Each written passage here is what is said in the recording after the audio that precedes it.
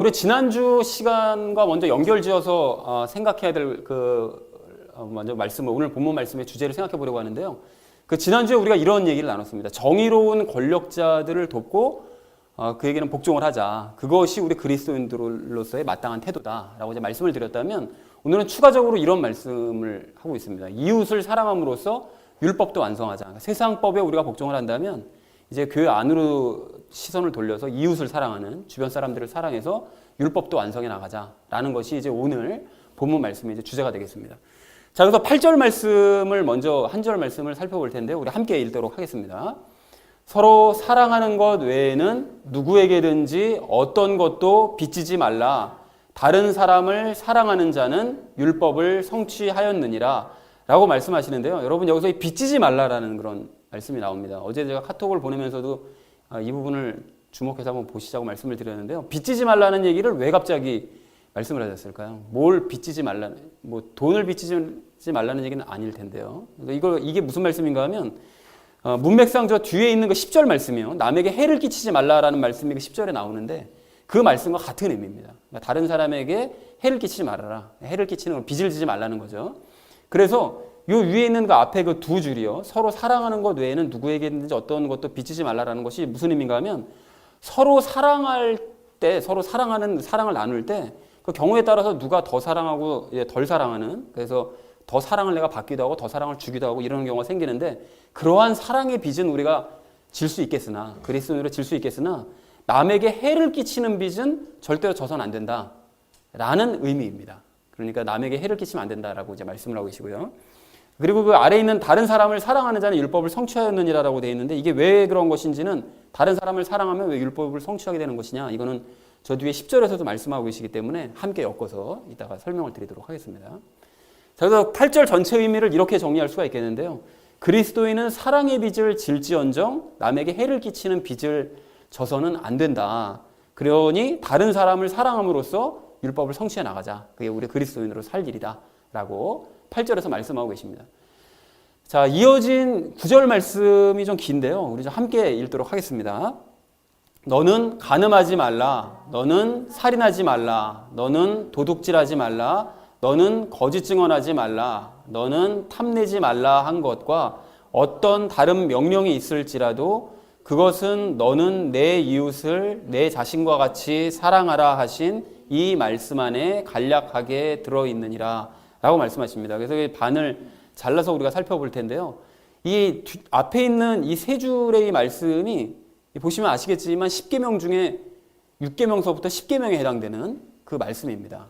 자, 그런데 10계명 얘기가 나와서 10계명에 대해서 잠깐 좀 설명을 좀 드리자면, 이 10계명은 세 부분으로 나눌 수가 있습니다. 보통 두 부분이라고 생각하지만 사실 엄밀하게 얘기하면 세 부분입니다. 첫 번째는 1계명서부터 4계명, 그것이 이제 하나님과 관련된 계명이죠. 하나님을 사랑해라 라는 그 주제의 계명이 1계명서부터 4계명이고요. 그리고 부모님을 사랑해라, 부모님 공경해라라는 것이 이제 5계명이고요.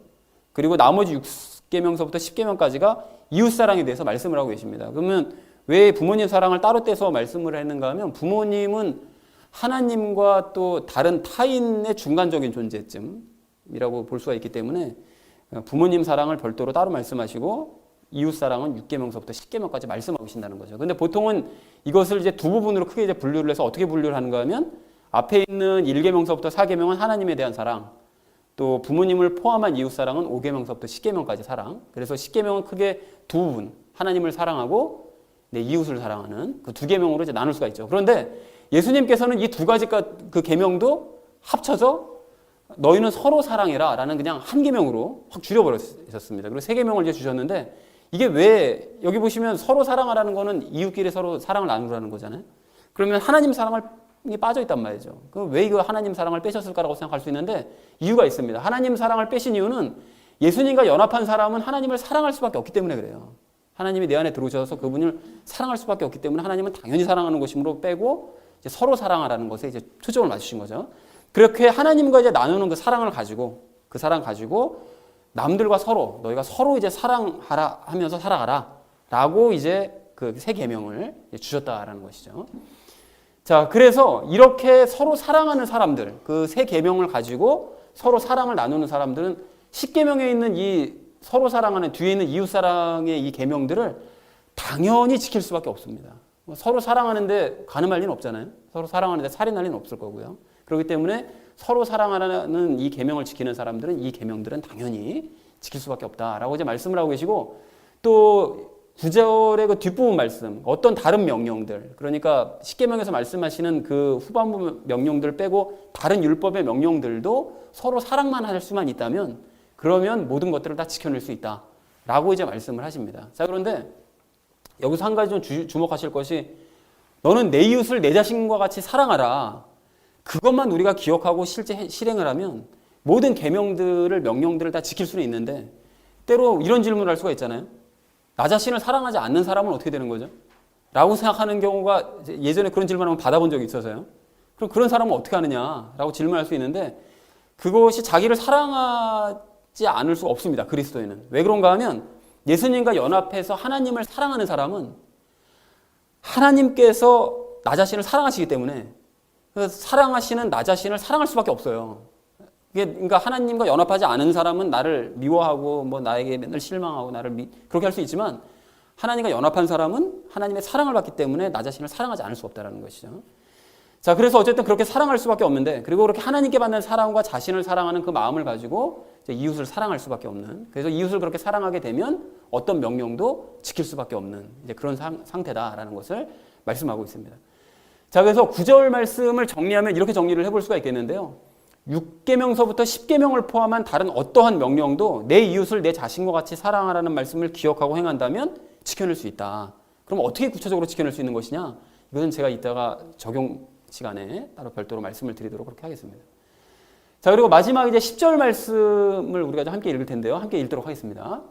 사랑은 자기 이웃에게 해를 끼치지 아니하나니 그러므로 사랑은 율법의 완성이니라 라고 말씀하십니다. 근데 여기서도 보시면 아까 전에 그 8절 말씀처럼 해를 끼치지 않는다라는 그런 말씀을 하세요. 그러니까 8절에서는 빚지지 말라, 여기서는 해를 끼치지 않는다라고 말씀하시는데, 여기서 이 말씀을 왜 하셨는가 하면, 여러분 가만히 생각해보면 앞에 방금 말씀 나눴었던 그 6계명서부터 10계명까지 그 내용들이 무엇을 하지 말라라고 말씀하세요. 그렇죠? 뭐 간음하지 말라, 살인하지 말라, 도둑질하지 말라, 거짓말하지 말라, 다 이렇게 뭐 하지 말라고 말씀하시거든요. 가만히 생각해보면 그 6계명서부터 10계명 모두가 남에게 해를 끼치지 말라는 말씀이에요. 생각해보면. 그렇죠? 해를 끼치는 일을 해서는 안 된다라는 것이 10계명의 후반부 내용이라는 것이죠. 그렇기 때문에 우리가 이웃을 사랑하면 이웃에게 해를 끼치지 말라는 계명을 자연스럽게 지킬 수밖에 없게 된다는 거예요. 아까 전에 이웃을 사랑하면 그 뒷계명을 지키게 된다고 그랬는데, 그 뒷계명이 생각해보니까 남에게 해를 끼치지 말라는 말씀이므로 당연히 사랑하면 남에게 해를 끼치는 일은 하지 않게 된다라는 그런 결론이 된다는 것이죠. 그리고 이웃에게 이렇게 해를 끼치지 않는 계명을 지키면 10계명의 절반은 우리가 저절로 지키게 되는 것이므로, 그러니까 그것은 율법을 성취하는 일이 되는 것이고 동시에 좁은 의미에서 율법을 완성하는 일이 된다. 그러니까 적어도 10계명 정도는 우리가 지킬 수가 있게 된다. 이웃을 사랑하고 그래서 남을 해치지 않으면, 그러면 10계명 정도는, 후반부 정도는 우리가 지킬 수 있게 된다. 그러니까 좁은 의미에서 그 부분은 지킬 수 있게 된다. 완성할 수 있다라고 말씀하고 계십니다. 자, 그래서 결국 이웃을 사랑하게 되면 율법을 완성할 수 있다라는 것이 이 10절 말씀의 이제 내용이라는 것이죠. 자, 그래서 10절의 전체 의미를 이렇게 정리해 볼 수가 있겠습니다. 이웃을 사랑하면 이웃에게 해를 끼치지 않으므로, 그러면 10계명 그 뒷부분을 자연스럽게 해를 끼치지 말라는 그 뒷부분을 지키게 되는 것이므로, 그래서 율법을 우리가 완성해낼 수 있다. 그리고 좀 더 구체적으로 더 많은 부분에서 율법을 완성할 수 있는 부분에 대해서는 적용 시간에 별도로 따로 말씀을 드리도록 하겠습니다. 자, 그래서 오늘 본문 말씀을 이렇게 정리해 볼 수가 있겠는데요. 그리스도인은 사랑의 빚을 질지언정 남에게 해를 끼치는 빚을 져서는 안 된다라고 8절에서 말씀하시고요. 그리고 어떤 명령도 이웃을 내 자신과 같이 사랑하라는 말씀만 기억하면 지켜낼 수 있다. 10계명을 비롯한 다른 어떤 명령들도 지켜낼 수 있다. 그리고 그것을 잘 지키면 해를 끼치지 말라는 10계명을 지키게 되는 것이므로, 그래서 결국을 사랑하면 율법을 우리는 완성해낼 수 있다. 그러니까 결국 이웃 사랑이 너무 중요하다. 남을 해치지 않는 것, 그것이 너무나 중요하다라고 말씀을 하고 있습니다.